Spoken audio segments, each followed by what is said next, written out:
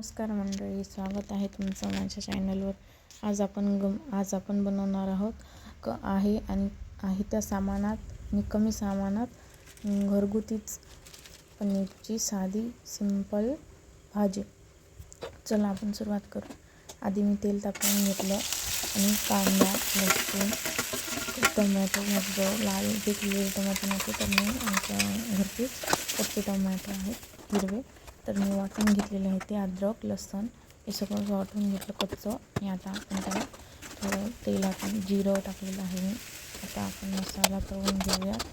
जेव्हा मसाल्याला तेल सुटेल मस्त पैकी त्यात मसाले घालूया. घरचेच मसाले घातलेले आहे. यात काळा मसाला घातलेला आहे, लाल तिखट आणि हळद बाकी जास्त काही मसाले नाहीत माझ्याकडे, मी तेवढेच टाकलेले आहे सध्याचे.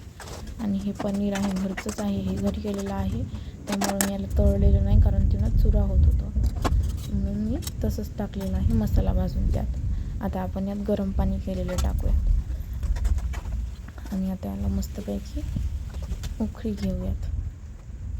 गरम पाणी केल्यात भाजीची चव चांगली येते. जास्त सामान नाही वापरलेलं, मसाले नाही आहेत माझ्याकडे जास्त, जेवढे आहेत अवेलेबल तेवढेच टाकलेले आहेत मी.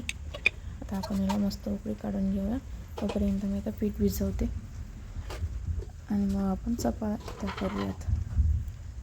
पीठ भिजवून घेऊ आणि मग चपात्या करू.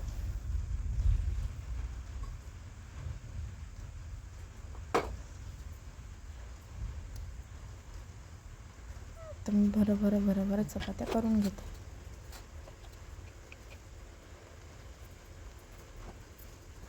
आणि लगेच आपण यांना जेवायला वाढूयात. इथं माझं सगळं काम झालेलं आहे. आता मी यांना जेवायला वाढलेलं आहे.